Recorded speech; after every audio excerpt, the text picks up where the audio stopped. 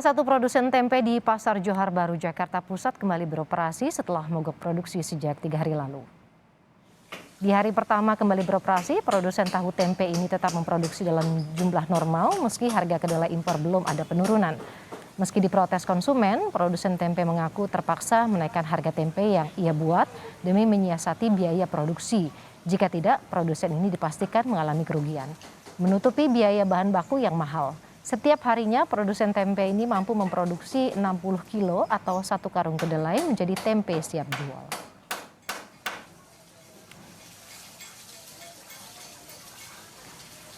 Lalu apa alasan produsen tempe kembali beroperasi setelah sebelumnya sempat mogok produksi? Kita tanyakan kepada jurnalis Kompas TV, Fedriska Ananda di Pasar Johar, Jakarta Pusat. Rizka, apa alasan produsen tempe mengakhiri mogok produksi? Apakah produksi ini juga artinya bisa siap dijual untuk esok hari?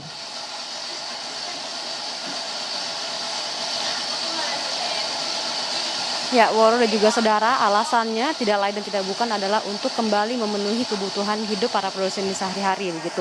Nah, meski harga kedelai ini masih mahal, namun mau tidak mau para produsen ini harus segera kembali memproduksi tempe yang dapat dijual di pasar besok untuk memenuhi kebutuhan sehari-hari mereka karena memang dikarenakan mereka tetap harus hidup begitu. Nah, kemudian dikarenakan memang produsen tempe yang di tempat saya melaporkan saat ini di kawasan Johar Baru, Jakarta Pusat, memang merupakan produsen tempe skala kecil begitu yang hanya memproduksi tempe sebanyak 50 hingga 60 kilo per harinya. Artinya memang dikarenakan merupakan produsen kecil, jadi sehingga memang untuk menutupi biaya produksi yang mahal, para produsen tempe ini tetap harus memproduksi tempe untuk dijual di pasar begitu. Nah, Woro kemudian faktor ketiga adalah proses fermentasi yang memang membutuhkan waktu yang cukup lama begitu. Jadi sehingga memang untuk dapat menjual tempe esok hari di pasar, maka para produsen ini harus memproduksi tempe hari ini sehingga dapat dijual ke pasar pada esok hari. Nah, berikut penuturan dari salah seorang produsen tempe yang sempat kami tadi wawancarai, bagaimana mereka dan seperti apa alasan mereka untuk dapat mulai memproduksi pada hari ini lagi. Berikut ini. Kalau kita mau mogok terus, kita mau makan apa Mbak? Kalau kita berlarut-larut mogok terus, sedangkan kita habisnya aja sedikit aja kita udah bingung. Kalau nggak ngikutin teman-teman kita juga mau ikut produksi terus, tapi kan kita ngikutin teman-teman aja Mbak, jadi ikut mogok gitu. Bukan terasa lagi Mbak, ini justru bukan terasa lagi tapi kepukul banget gitu. Tadinya kita ibaratnya buat kebutuhan yang lain mesti bisa, ini buat untuk makan aja pas-pasan. Kadang-kadang ada yang bilang juga buat beli kedelainya lagi aja nggak nutupin gitu Mbak kalau saat ini gitu. Hingga saat ini Woro memang ketersediaan tempe dan juga tahu di pasar imbas dari naiknya harga kedelai impor.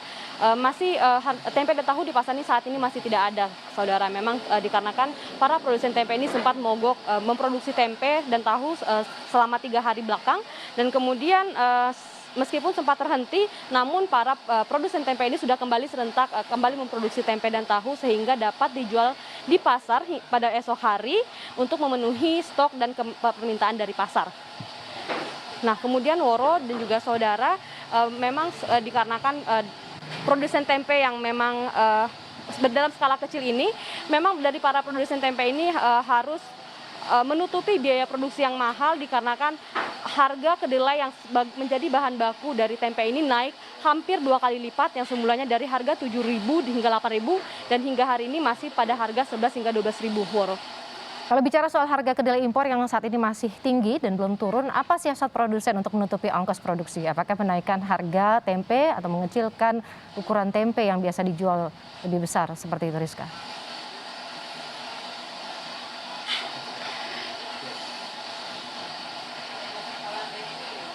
Ya, Woro, upaya yang dapat disiasati oleh para produsen tempe dan tahu ini adalah selain menaikkan harga dari tempe dan tahu yang mereka produksi ini, namun juga ada opsi lain yakni dengan mengecilkan dari ukuran tahu dan tempe yang mereka produksi begitu. Nah, untuk harga yang mereka jual ini semulanya ada pada harga 4 hingga 5.000 per packnya, Woro. Dan kemudian dikarenakan memang harga produksi yang mahal dan kemudian harga kedelai yang tidak kunjung turun, kemudian para produsen tempe ini akan menjual tempe dan tahu ini pada harga 5 sampai hingga 1.000 per packnya.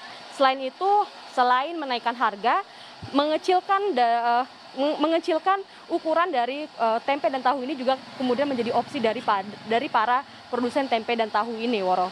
Nah, kemudian meskipun konsumen akan kecewa dengan upaya yang dilakukan oleh para produsen tempe ini, namun ini adalah upaya-upaya yang dapat dilakukan oleh produsen tempe ini untuk menyiasati naiknya harga kedelai impor yang tidak kunjung turun ini. Dan kemudian tentu para produsen tempe ini juga meminta kepada pemerintah untuk mengintervensi atau menurunkan dan menstabilkan harga kedelai impor yang tidak kunjung turun ini, Woro. Fedriska, saat ini kan Anda berada di tempat produksi tempe. Apakah Anda juga ada pantauan sebelumnya di Pasar Johar sendiri, ketersediaan tempe di sana masih tidak ada atau tidak bisa dijumpai atau seperti apa?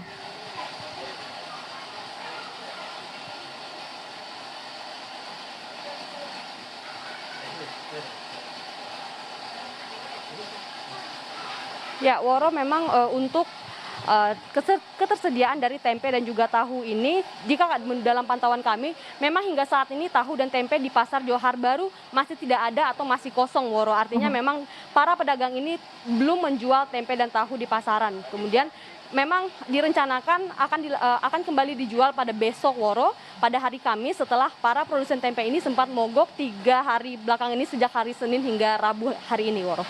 Baik, terima kasih jurnalis Kompas TV Fedriska Ananda dari Pasar Johar Baru, tempat produksi tempe yang sudah mulai memproduksi, dan semoga kita bisa kembali menjumpai tempe dan tahu esok hari. Terima kasih, Rizka.